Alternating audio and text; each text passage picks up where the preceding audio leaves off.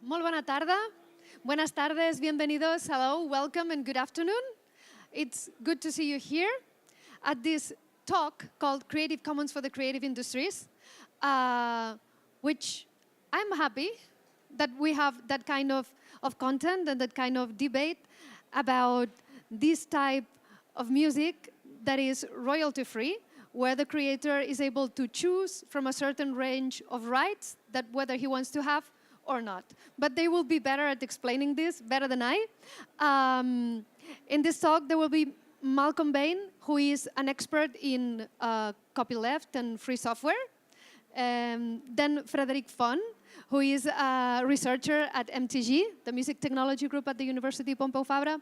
Emmanuel Donati, who is the director of the general manager, right, yes, at Jamendo, which is possibly the biggest platform of free music on the internet. And the talk will be moderated. I'm sorry, I'm leaving someone, yes. Roger. Roger Subirana, who is a musician that uses Jamendo to distribute his music.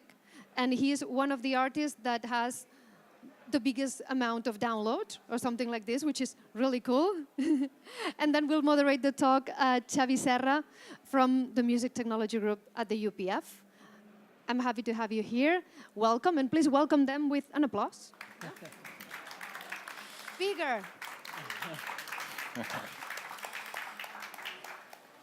Okay, hello, good afternoon. So thank you for the introduction, and it's a great opportunity to be here with this topic, which I don't think is that common to present this type of topics within the music industry type of forums, and I think it's very important. I mean, I guess you must know that Creative Commons has been around for more than 15 years. There are more than 1.2 billion objects under Creative Commons online. And it has been proven that it works. There are industries, there are musicians, there are legal cases that prove that it can be defended and it's successful. But of course, as we are all aware, still is not, let's say, a very common way of sharing and distributing music. Musicians are a little bit afraid of it. Companies are also not very clear about how to handle that. And the reason for this panel is basically to answer some of these common questions, which most of them, I think, have easy answers, and it's simply that there is a lack of culture of what is all these Creative Commons licenses about. And of course, we come from very different type of industries based on very different types of models, and therefore we are talking about a completely new and new opportunities for distributing and for making business out of these. Creative Commons doesn't mean free. There are many people making money using Creative Commons. And maybe this is what we would like to emphasize a little bit in this panel. We want to show some use cases and some examples and some initiatives that I believe prove that there is room for Creative Commons. It's an alternative way of sharing and of distributing music that can have much more potential than it has now if people know about it and people can really make use of it. So I don't want to take much time on the introduction. So we will basically, the idea of the panel will be, each of the partners will basically answer one core question, and hopefully at the end we'll have time for some discussion. They're going to kick us out in 45 minutes, but we also can be available for questions outside, and we can have a further discussion if anyone is interested. So first of all, we already had a quick introduction of the names, but I would like each of the panel members to basically say who they are, but basically in relation with Creative Commons and music, so that we can locate every one of us in this realm? Well, as was said, I'm Javier Serra. I'm the head of the Music Technology Group, and we have many projects that relate with technology development, but the idea of open source, Creative Commons has been one of our core goals for many years. In research, that's quite common. So research community has embraced Creative Commons and free software very much, and in fact, it's kind of enforced. I mean, we are supposed to, when we get public funding, to do that, but this has a hard time to being translated into the industry. So let's go quickly through Malcolm, if you want to introduce yourself. Hello, good afternoon. I'm a lawyer. I didn't bring my tie today, but it's too hot. I've been working for 15 or 17 years as a copyright lawyer, and my background is more in open source software. But obviously, since the advent of Creative Commons, we've been working more and more with free content, digital content.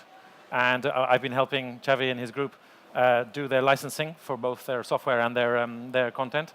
And I will be telling you a bit later about what exactly is Creative Commons from the legal perspective. Okay, thank you. And Roger? Hello, I'm Roger Sobirana. I'm a music composer and music producer. My history in Creative Commons began in 2007 because I see how the world is changing thanks to the new technologies and thanks to internet. And I decided to bet firmly for the Creative Commons and take all the control of my music. I left this guy and I start my adventure with Creative Commons. Being in pages like platforms like Jamendo, for example, I reach more than 7 million of listens and more than 1 million of downloads.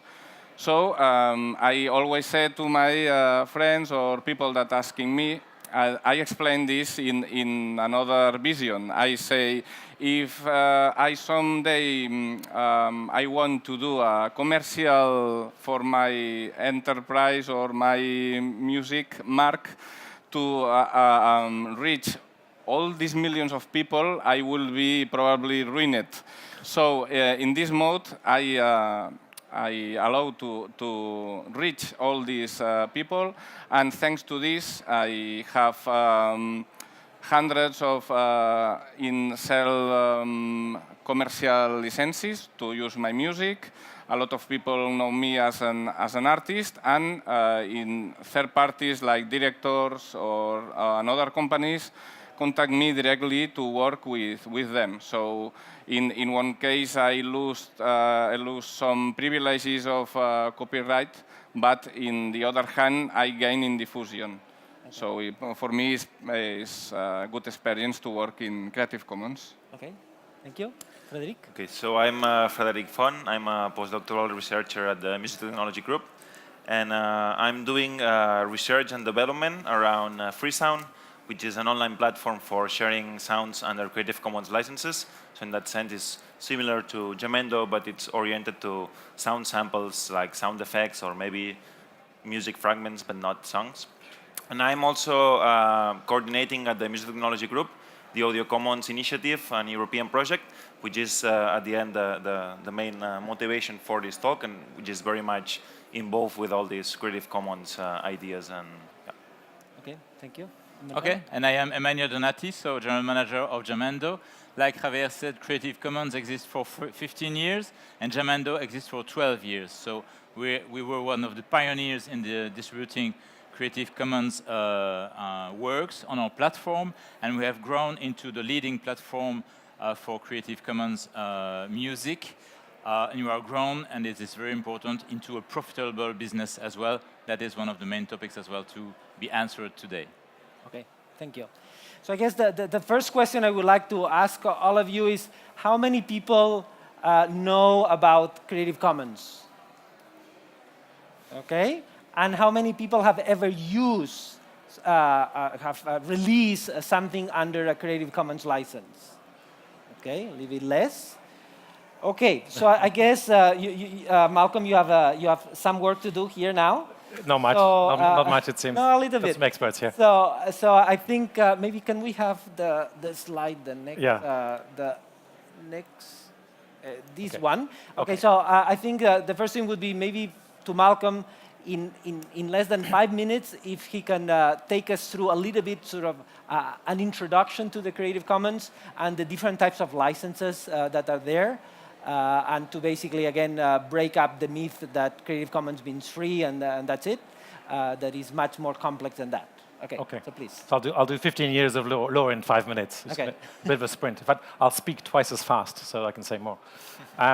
Yeah, basically, just I think you can probably see the slides here. I've got the boring bit to explain what it is, but before that, I'd like to say that people often say, "What is Creative Commons?" And it's more than just the licenses. It's an idea, and first of all, it is an idea of sharing content based on the older movement, which is open source software.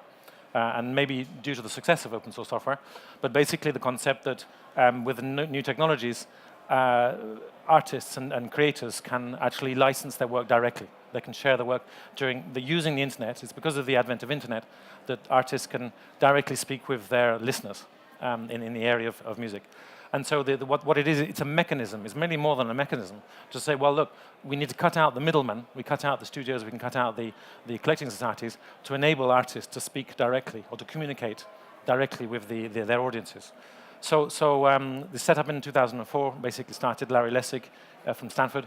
And he said, well, look, let's just set up a framework of licenses which anybody can use, which are easy to understand. You don't have to have a lawyer to read them, which is a very bad thing. I think you need a lawyer for most things. But so, in fact, this is not a good idea for lawyers at all. I think I made that point. But basically what the idea is to cut out these middle people. And they analyzed what a normal license, IP license was about. And there are basically 4 aspects, which we can see here on things. One is attribution, which means recognizing the author. The second idea was share alike, which is ensuring that the licenses, the work is used in the same manner. So if it's given to you for free under a free license, then you must also distribute it under the same license to keep the same freedom of the work. The third concept is question of commerciality. So is it for free, as in money, gratis, or can you make a commercial use of the work? And the final concept was whether you can modify it, whether you can make changes. So what we legally call derivatives. And so they came up with these 3 or 4 criteria, which is attribution, share alike, non-commercial, and no derivatives. And this gives us a family of 6 licenses, because they can mix and match. Yeah, you have the standard license, which allows anybody basically to do anything with the work, provided you accredit them, so you attribute the work in the end of the credits in the film or whatever. But that basically allows any type of exploitation, so whether it's commercial, non-commercial, for any purposes, in any context. And the second one is share alike, so you can use it for any purposes, the same manner, no limitations, except that if you reuse this work and redistribute it, you must be under the same license. So you must keep the same Creative Commons license.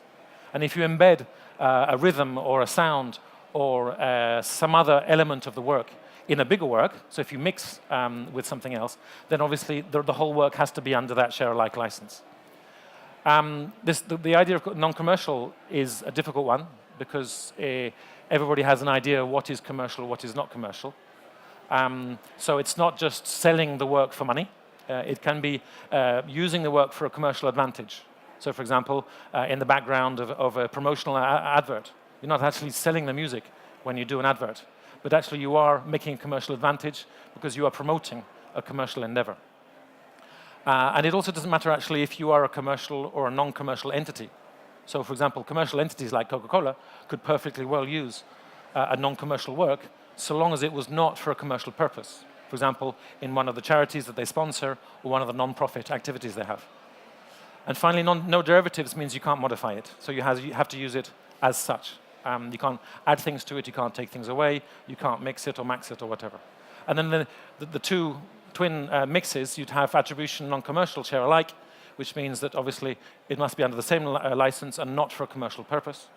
And the final one, which is non-commercial and no derivatives, which is the strictest license, which basically means you can't change it and you can't use it for commercial purposes. Okay? So there's a whole family of licenses there. And what this has enabled is that artists in any environment, not just music, but also plastic arts, sculptures, photographers, can choose the type of license they want to do for their work. And they're not stuck with a single type of regime, let's say, for example, non-commercial. They can say, well, no, this these 10 photographs I'm going to put on the web under a attribution non-commercial. You can look at them, you can download them, but you can't use them for commercial purposes. But these ones, I'm not so keen about them, so what? Anybody can use them for any purpose. And this is great exposure for me. It can go viral, people retweet them. You can do what we want with them. I'm not going to put any conditions. Provided, obviously, the attribution. You say where it comes from. Okay? So you've got this framework of a mechanism, legal mechanism for transferring the user's rights from the artists to the people who want to use it. And with these different criteria, it's like ice cream. You can have chocolate, strawberry, or raspberry. Then the same you can have non-commercial.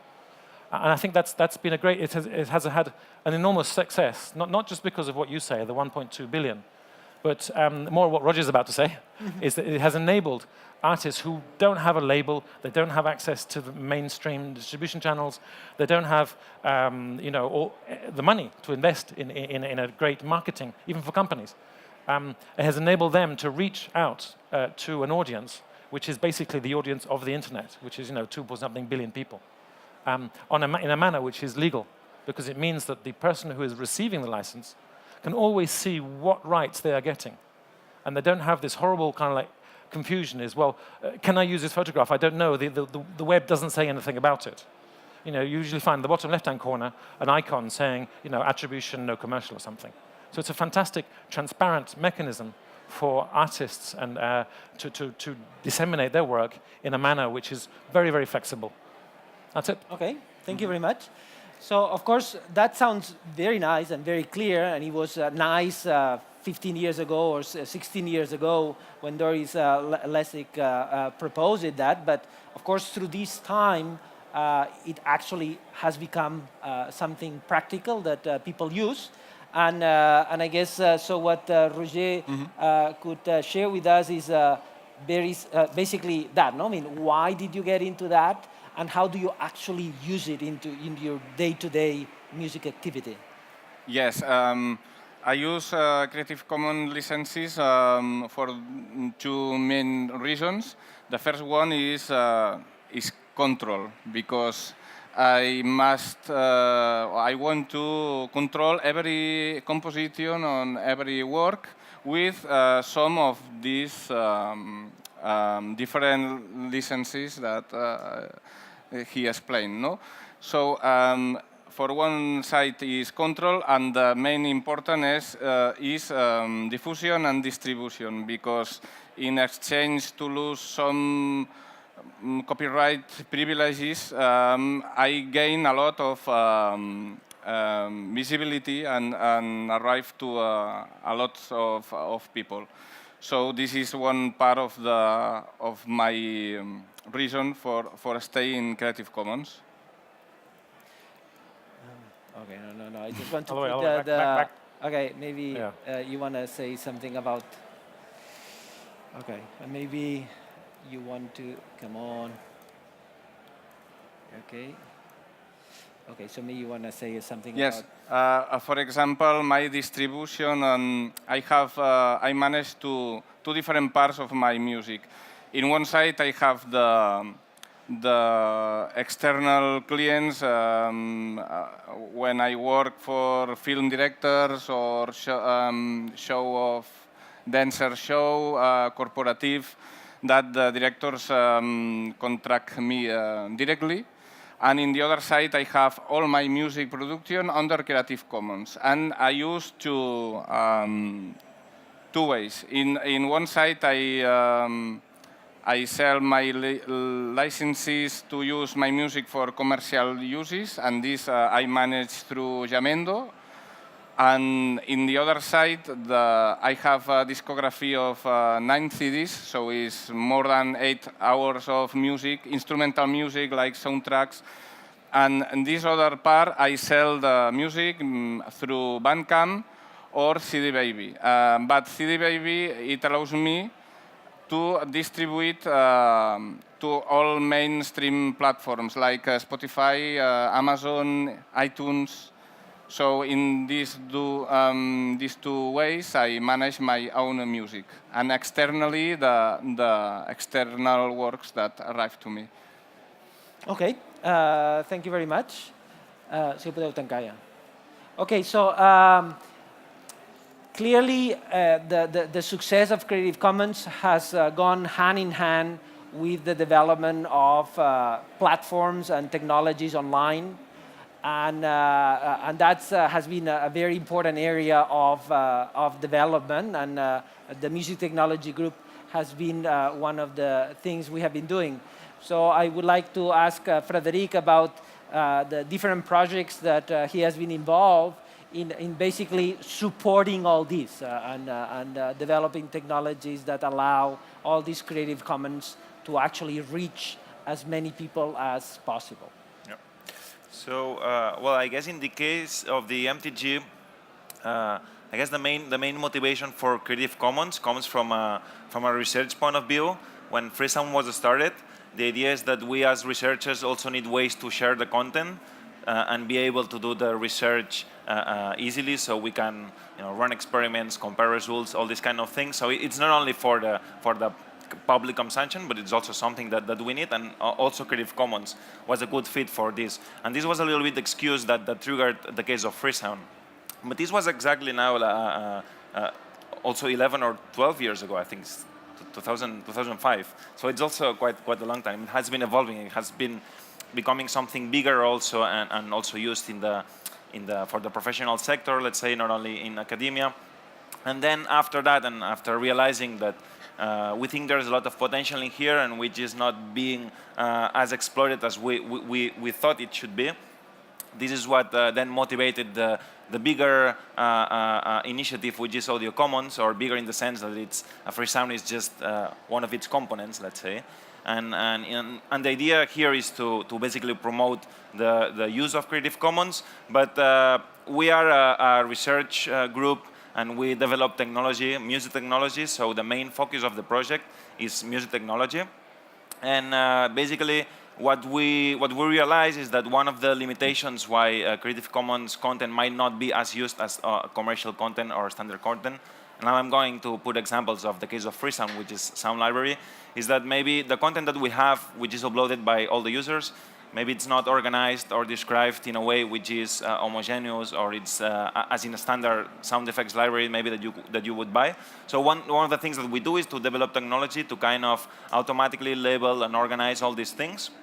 So that's one way in which technology can help improve the state of, in this case, Creative Commons content and promote it. Another way is how to access all this content, because it happens that there are maybe many different sources of content in the internet. So Jamendo and Freesound are two of them, but there are many others. And also in the context of this project, we are developing technologies to somehow make all this content available in a single point, which would make it easy not only for the people to browse and access the content, but also for developers, people that develop software for media production, to actually incorporate this content in their software, and therefore also make it easier for the end users to actually consume it. So this would be the two more technological sides of our project. But then we also realized there was this other side, which is maybe more related to all the what's the meaning of the licenses, and why are these licenses maybe sometimes not fully understood. Because one of the things that we saw is that people maybe in companies is sometimes afraid of using them, because even if the whole goal of Creative Commons is to make it clear and universal, maybe still some people is not sure, okay, but what happens if this sound that I'm using here, it's not legal, or can I trust this, or all these kind of things, right?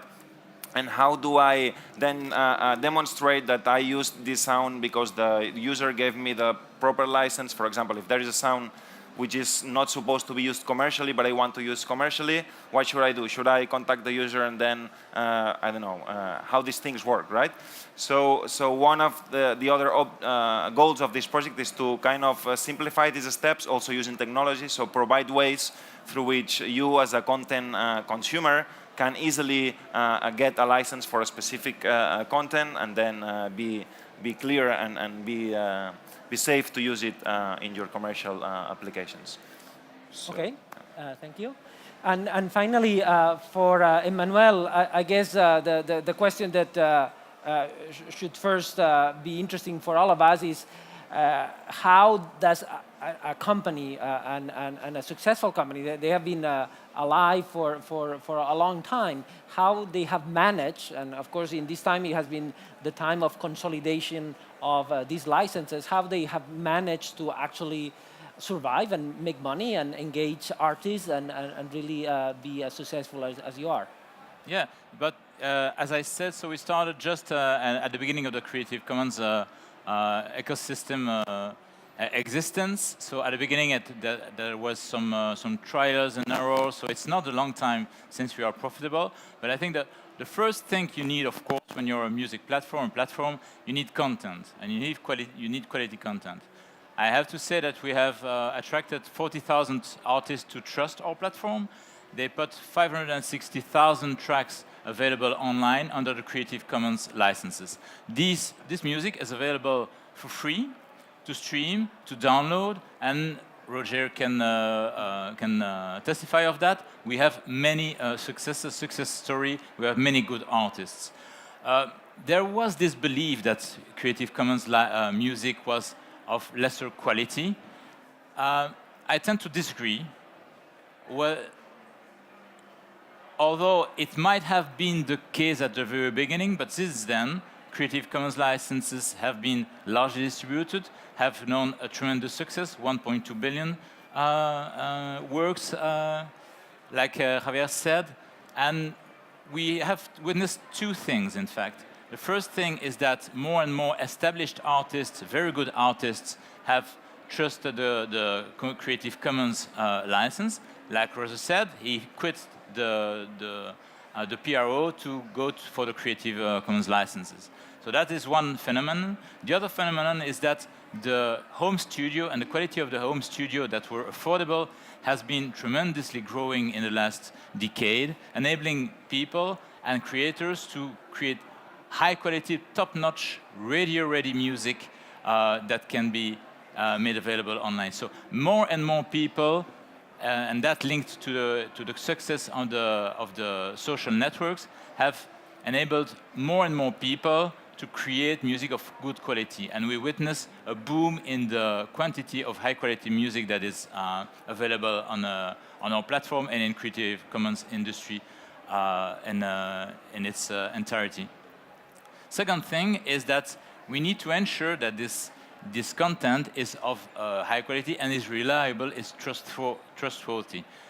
In fact, when we engage in commercial relationships, because we are not only a platform for distributing music for free, but we had to build a business model to sustain this activity as well. So we give the option to the artists to license their music. And then we slightly deviate from the Creative Commons license. And we have distribution agreement to enable certain specific use of their works for sync projects, for instance, and many different activities. And for this, we have legal constraints, of course, and we have to make sure that the Creative Commons content is trustworthy. And we have put in place a process, a filter, combining automatic recognition and human recognition as well, and human interface, to make sure that the music that is on our platform, on the licensing platform for commercial use, is trustworthy. And I must say that less than 1% of the music is rejected and considered unfit, which leaves us with 99%, more than 99% fit music, trustworthy music, which I think is a very, very good rate. So combining this reliability of the music, the quality of the music, and then the exposure that is growing for these artists and the industry, we have now witnessed profits in our revenue last year for the first time. So it has taken some time to get to there, but now with the catalog that we can propose, the business model that we have created, and the exposure for the artists that is growing, that was the key recipe to the profitable, and we're set for profit for this year as well. So it's an ongoing success story for us, but mostly for our artists as well, like Roger and many others. Okay, so congratulations. Okay. So I guess from these presentations, it's clear that things are in place, that there are examples to build on, But the reality is that Creative Commons doesn't have the place that many of us would like to have in the music industry and among musicians. So what I would like to, before opening the floor for questions, is that each of them, from their perspective, from a legal, from a musical, technical, from a business, what do they see as the major roadblocks or the major issues that we would need to solve, which, again, many of these issues have to be solved as a community. I mean, it's basically a cultural kind of thing that, and a cultural revolution that still needs to happen. But of course, this cultural change requires a number of ingredients to be developed further. So maybe we could start with Malcolm in terms from your perspective, from the legal perspective, what do you see are things that should really improve, or if we improve, we could be much better off than what we are now? Yeah, from a legal perspective, actually, there aren't that many problems, because I think the licenses have solved a lot of the issues that were there previously is on the legal distribution of content. There was when this first started, obviously, there was all those questions of, are these legal, are they legally valid, will they be upheld in the courts all around the world? Because you mustn't forget, this is for artists and platforms anywhere. And I think that's been solved in several jurisdictions, in several countries, where the licenses have been looked at by the courts and said, yeah, this is a perfectly good copyright license, absolutely valid, no problem. And the Creative Commons organization has worked really hard in the last 13 years, to ensure the legal validity around the world. They started out, obviously, in the USA, but then the first thing they did was start translating, and not just mere translation, but adapting the licenses to the legal frameworks in the different countries around the world. And then they had, they updated the license to version 2.0, 2.5, 3. So the organization has really worked in getting rid of a lot of the problems, dealing with questions of collective works, of databases, of attribution, simplifying attribution issues. So people, for example, had enormous problems of, if you have an MP3, for example, and you want to distribute it, where do you attribute? Do you have to say something at the end? This music is based on, how do you actually attribute it? So there are quite a few issues that arose, as in any license. And they've been working for the last, as I said, 13, 14 years to get rid of those and ironing them out. And now, because the international copyright framework is harmonized through international treaties, the license itself work, or should work, in all around the world. And there are cases in major jurisdictions like USA, UK, Spain, where the courts have had absolutely no problem at all saying that the license is valid and that the terms of the license, this concept of derivatives, the concept of share alike, are perfectly valid. So that was one of the first blocks, and I think that's kind of got solved. So from a legal perspective, basically that being the core issue, I think there isn't any. It's much more a question of getting rid of the myths that are surrounding the legal dimension. This concept of free, royalty-free or free. The concept of free culture was a misuse. They should never have really said free culture in English. In Spanish or French, with libro or libre, it would be fine. But so this concept of free was a bad idea, and better to use some other, like open source in open source software. So that was, but of course the idea of being free and freedom is very important. That was another issue, but that's less legal and more cultural and understanding what this is all about. That was another obstacle. Going forward, funnily enough, actually, the latest series of licenses, they are not adapting to the different countries. They have a single version, the international version, which actually should make things much simpler for anybody in any jurisdiction. For example, a Belgian artist or a Belgian label, or even a Belgian creative industry, doesn't have to wait for the Belgian version or look for the Belgian version of the license. They can rely on the international version, because they can, and their lawyers can look at it and say, this international version is valid. And it makes compatibility, because if I have a Japanese work, Belgian work, and a Spanish work, they're all under the same international license, and therefore they're all under compatible licenses. That was the one eagle. The second one is compatibility between licenses.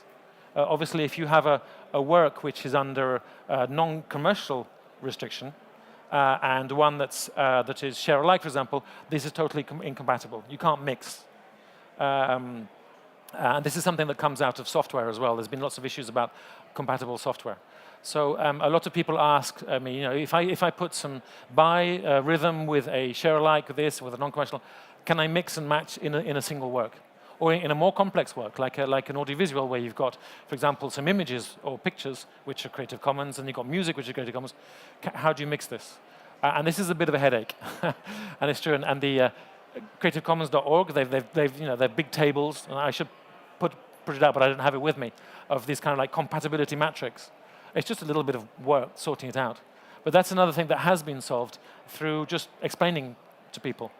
And so the issue is not there's a legal challenge. The issue is explaining it and getting the idea through so that the creative industry sees it as something natural and not as something that is disruptive, freaky, marginal.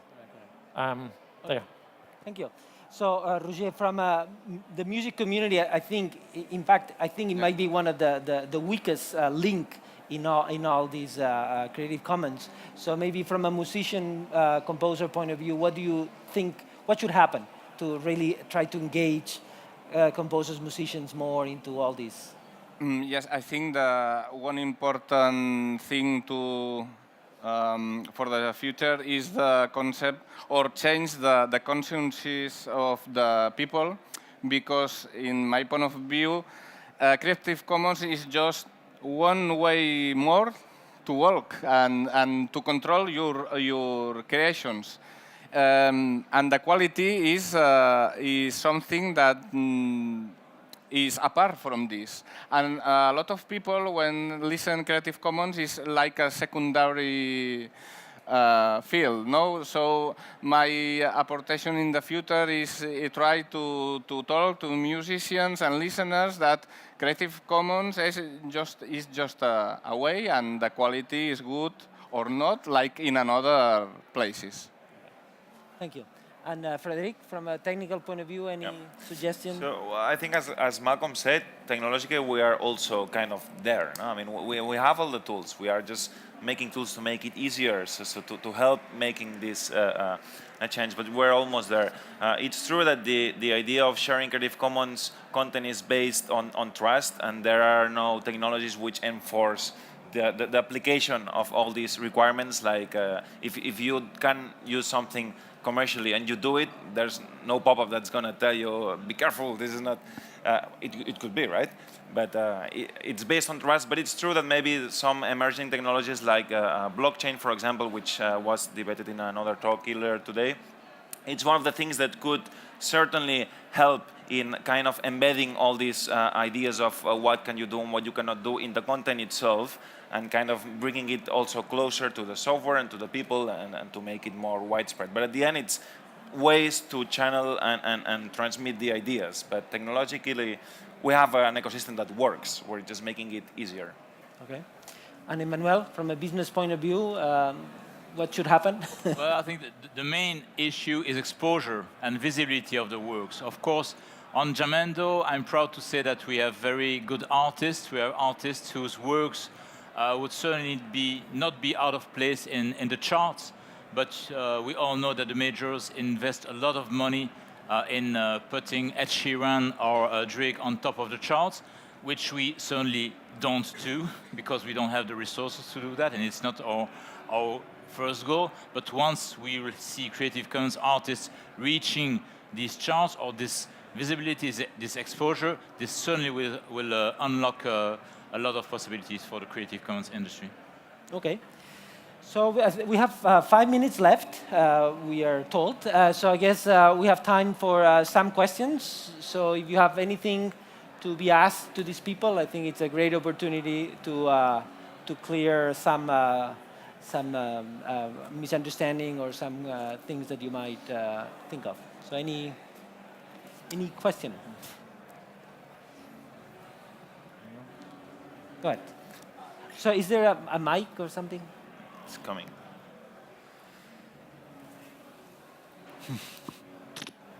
Yes. So say a user uploads an illegal sample, and it sneaks past the filters, ends up on the Audio Commons API, and say that's been integrated into a DAW like Pro Tools, and then say now users are making derivatives of that and selling them. And then the original rights holders discover this.